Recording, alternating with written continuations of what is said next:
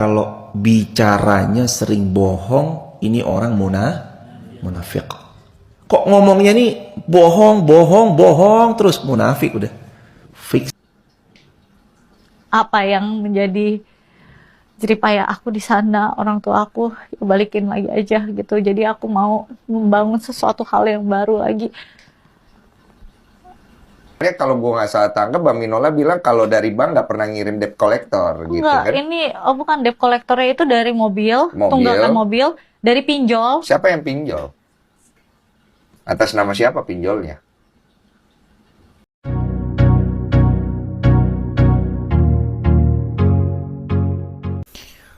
Assalamualaikum warahmatullahi wabarakatuh. Apa kabar teman-teman? Semoga kalian dalam keadaan sehat dan untuk kurang suatu apapun.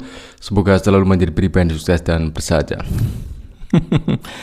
Kasus Sarwinda dengan Ruben Onsu memang tampaknya membawa sebuah dampak yang sangat luar biasa ya. Baik itu Ruben atau bahkan Sarwinda, terutama untuk khusus Sarwinda nih kemarin yang sempat diramalkan oleh beberapa peramal ya. Bukan hanya di Narko ya, bahwa peramal lain pun mengatakan jika ini berdampak pada karirnya nanti. Dan kemudian dari tanda-tandanya ini diperlihatkan dengan dari followernya itu udah mulai turun drastis guys. Yang tadinya 34 juta sekarang menjadi 9,6 juta. Dan kemudian memang karena dari apa yang dilakukan Sarwinda ya, memang banyak kontroversi sekali ya. Baik tingkah lakunya ketika live atau bahkan ketika dia itu berucap ya. Apakah benar? Dan mari kita simak selengkapnya. Yuk langsung kita play. Kekuatan netizen Indonesia ini benar-benar gila ya. Followernya si S ini dari 34 juta turun menjadi 9.600.000. Gila. Orang munafik tuh cirinya 3. Kata Rasulullah, idza haddatsa kadzab. Orang kalau bicaranya sering bohong, ini orang munafik. Kok ngomongnya nih bohong terus munafik udah. Fix udah. Yang kedua, wa idza wa'ada akhlaf. Kalau berjanji dia mengingkari. Kok janji sering beda sama yang dia janjikan? Atau dia berjanji tapi sering menyelisihi janji? Munafik nih.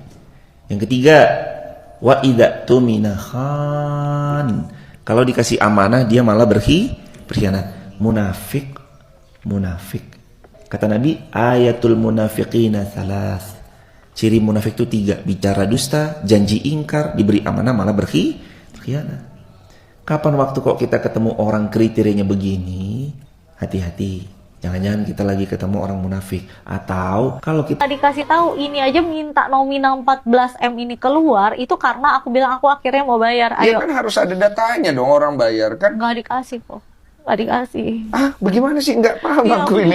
aku juga capek kok. Coba aku tanya orang yang lebih ngerti nanti ya.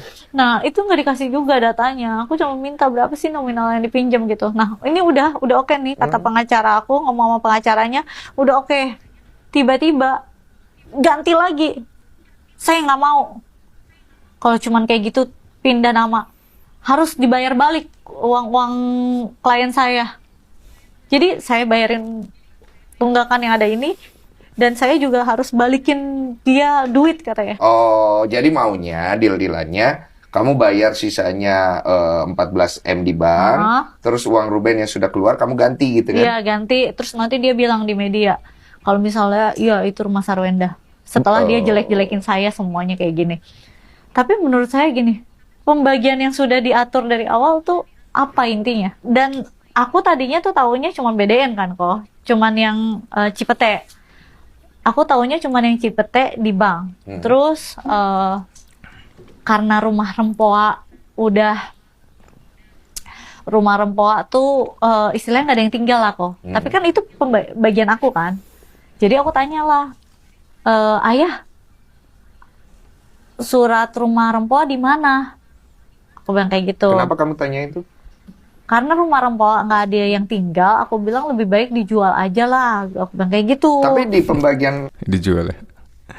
Ini menyikapi tentang pernyataan Sarwinda yang mengatakan itu bahwa Ruben Onsu itu menjelek-jelekan seorang Sarwinda.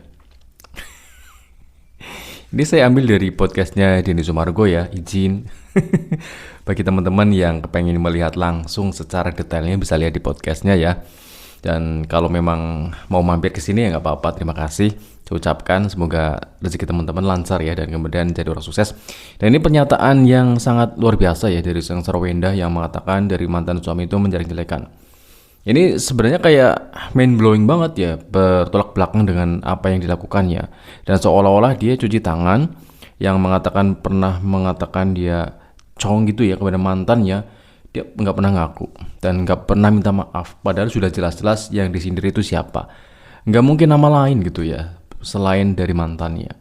Nah di sini di podcast ini dia malah justru seolah-olah orang yang terzalimi, orang yang dijelek-jelekan.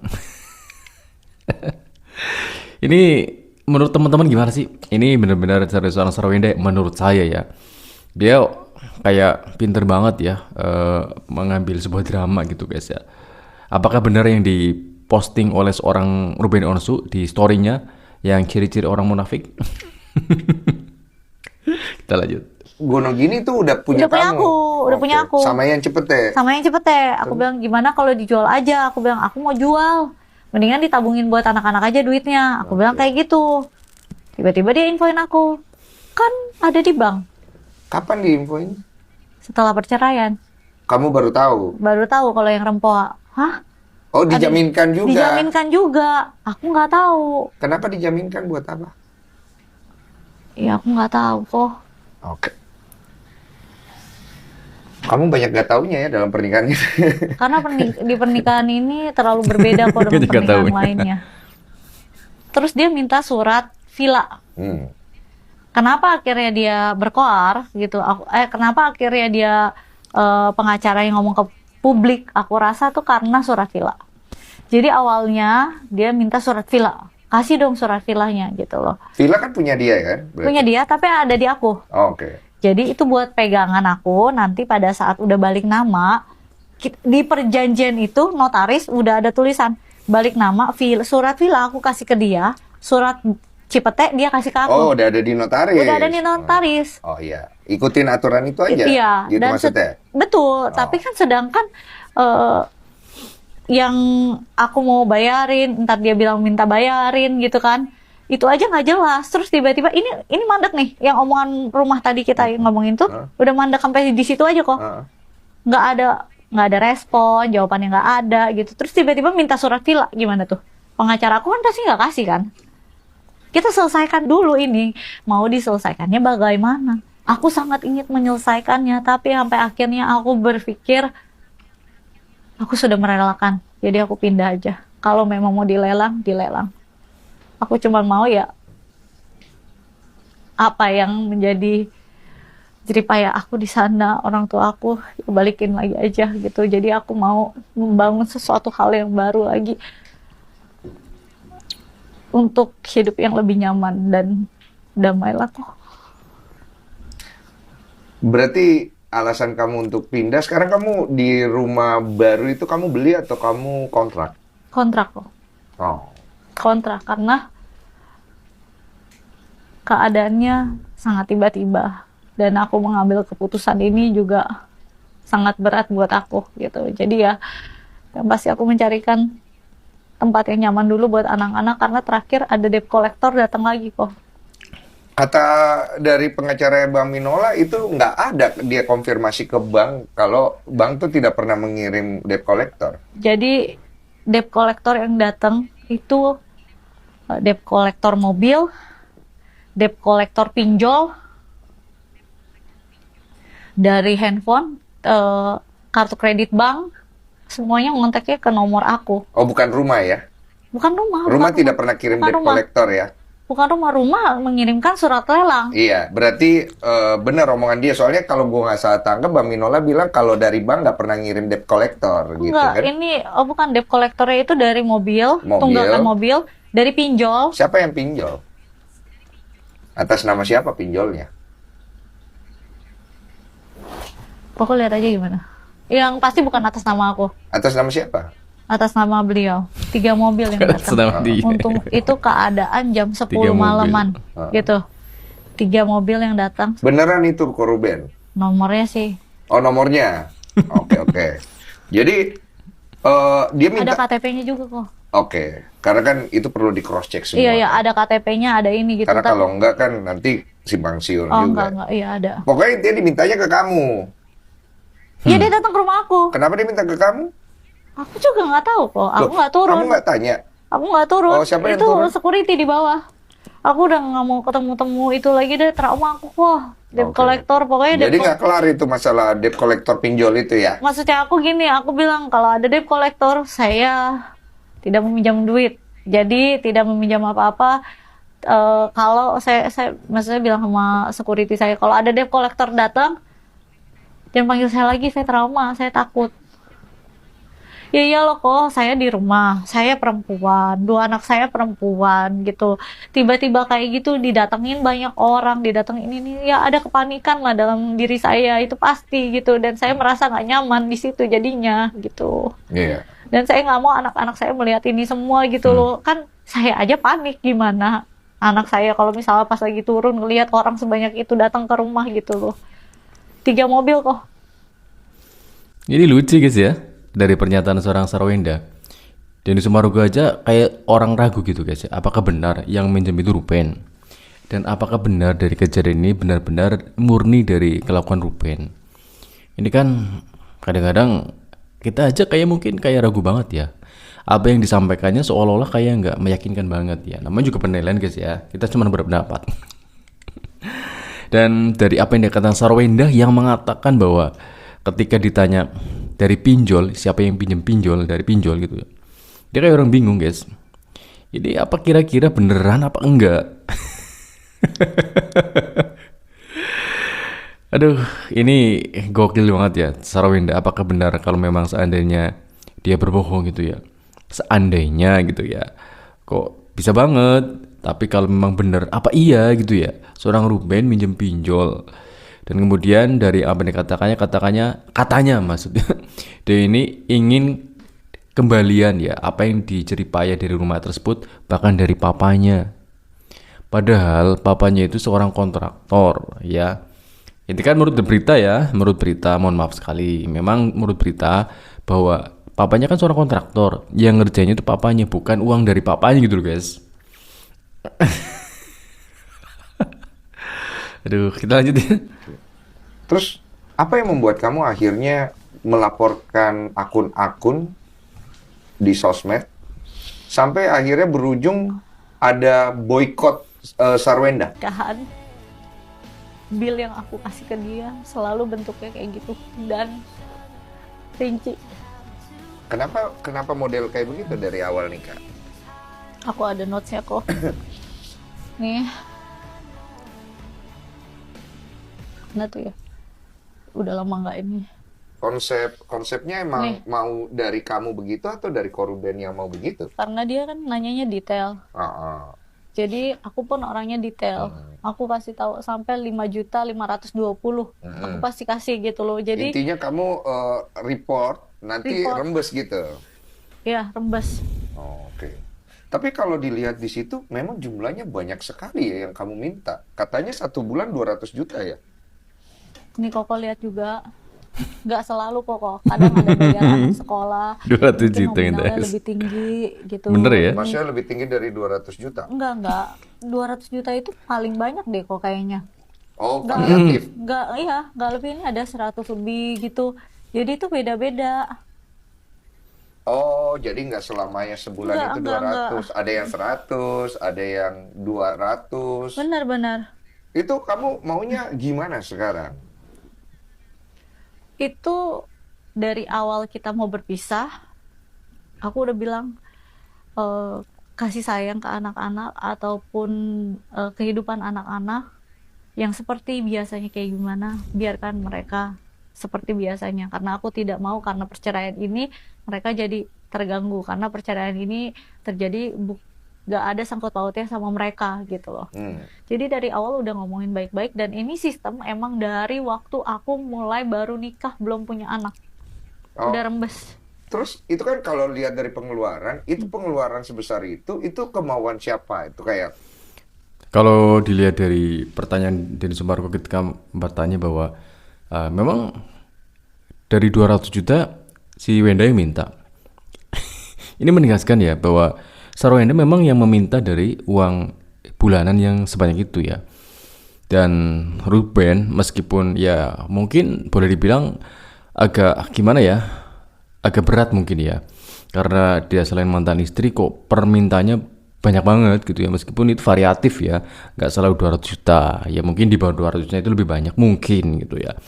Dan tentu saja ini amat sangat bertentangan dengan apa yang dikatakan nggak butuh 200 juta dari loh gitu. Dari ini kan kita dapat membaca ya dari karakter seorang Sarwenda ya, bagi seorang wanita yang sebenarnya itu amat sangat tidak mensyukuri dari apa yang diberikan dari mantannya gitu loh. Dan memang dari sekian ratus juta itu bagi orang-orang lain seperti Hotman mungkin ya nggak seberapa gitu ya. Tapi kan ini kerja keras seorang Ruben kan sangat luar biasa ya, kerja siang malam.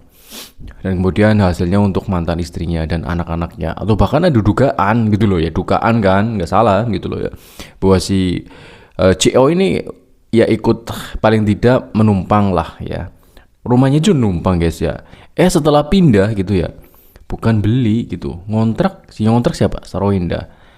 Mana CEO-nya gitu, perannya mana?